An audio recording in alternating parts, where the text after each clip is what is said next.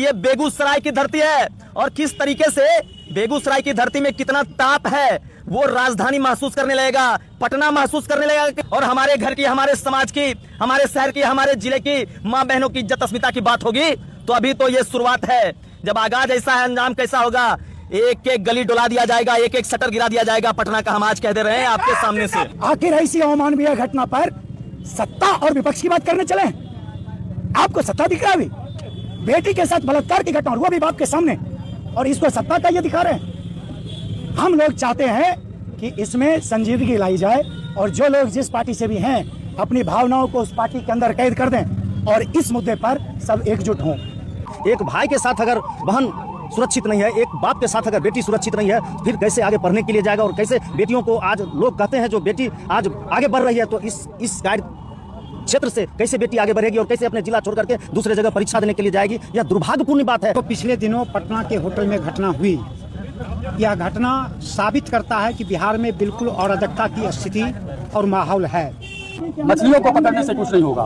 जब तक मगरमच्छों को नहीं पकड़ा जाएगा तब तक आज यह इस मंच के माध्यम से कह रहे हैं और कल आने वाले समय में पटना की सड़कों पे सदन घेर करके इस सरकार को कहेंगे कि यह मगरमच्छ को बचाने की सरकार है, यह कतई बर्दाश्त नहीं किया जाएगा। बेगूसराय की बहन बेटियों के साथ ऐसा जघन्य अपराध करने का प्रयास किया गया, या कहीं से बेगूसराय जिलेवासी कहीं से भी यह घटना को स्वीकार नहीं करेंगे और इसका पुरजोर विरोध करेंगे। बेटी किसी की भी हो, बेटी सबकी होती है। बेटी की इज्जत के साथ खिलवाड़ हम हरगिज बर्दाश्त नहीं कर सकते हैं। अभी तक बताइए क्यों सिर्फ एक आदमी इसमें पूरा का पूरा गैंग है? सम्राट चौधरी जी महज वहां से कुछ किलोमीटर की दूरी में है, वहां पर डीजीपी का जो ऑफिस है कुछ किलोमीटर की दूरी पर है। क्यों अभी तक पूरा का पूरा गैंग को उजागर क्यों नहीं किया जा रहा है? बेटी असुरक्षित है और हमारी सरकार, हमारे जो माननीय मुख्यमंत्री कहते हैं कानून का राज चल रहा है यहाँ पे। ये उसी दौर का राज फिर से आपको याद होगा कि लालू प्रसाद के राज में क्या होता था, वही दौर फिर से आ रहा है और कहते हैं जंगल राज खत्म हो गया।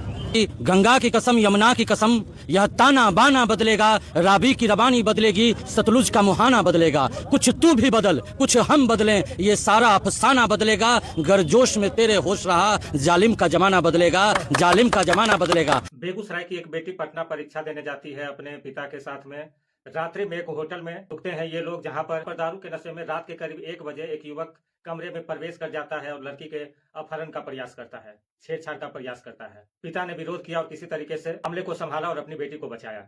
इस घटना के बाद पूरे बेगूसराय जिले में आक्रोश का माहौल है और बैकग्राउंड में जो आप देख रहे हैं, अविनाश भट्ट के नेतृत्व में कुछ लोग यहाँ पर अपना आक्रोश प्रकट करने के लिए शांतिपूर्ण धरना प्रदर्शन कर रहे हैं। और थोड़ा हम पीछे जाते हैं, चुनाव के समय में एक मंच से एक युवक प्रधानमंत्री के मां के बारे में कुछ अपशब्द बोलता है, जिसको कि गिरफ्तार भी कर लिया जाता है। लेकिन इससे लोग इतना दुखी हो गए कि पूरा भारत बंद कर दिया गया और बीजेपी के कार्यकर्ता तो इतने भावुक हो गए कि सड़क पर इसके मंत्री और कार्यकर्ता बजाबते रो रहे थे। और आज जब इतनी बड़ी घटना हो गई है तो किसी का मुंह नहीं खुल रहा है। सत्ता पक्ष के जो भी लोग हैं मुंह में दही जमाकर बैठे हुए हैं, एक शब्द इसके विरोध में बोलने को तैयार नहीं है, क्योंकि अगर वो कुछ बोलेंगे ये नहीं कह पाएंगे कि अभी जंगल राज नहीं चल रहा है। और एक हमारे केंद्रीय मंत्री हैं, जब तक पाकिस्तान और मुस्लिम शब्द नहीं सुन लेते हैं इनकी कुंभकर्णी निद्रा टूटती ही नहीं है। घटना के कई दिन बीत चुके हैं लेकिन अभी तक इनका एक बयान तक इस पर नहीं आया है और इस पर कुछ एक्शन लिया जाए, ये उम्मीद तो इनसे छोड़ ही दिया जाए। और बाकी लोगों को भी हम कहना चाहेंगे कि जितनी कम संख्या में यहाँ पर लोग पहुंचे हैं ये आश्चर्य की बात है। मतलब सभी लोग यही चाह रहे हैं कि जब आपके घर में आपके लोगों के साथ कोई घटना हो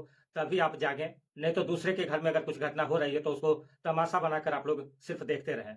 बाकी इस पर आपका क्या कहना है आप कमेंट में जरूर लिखेंगे।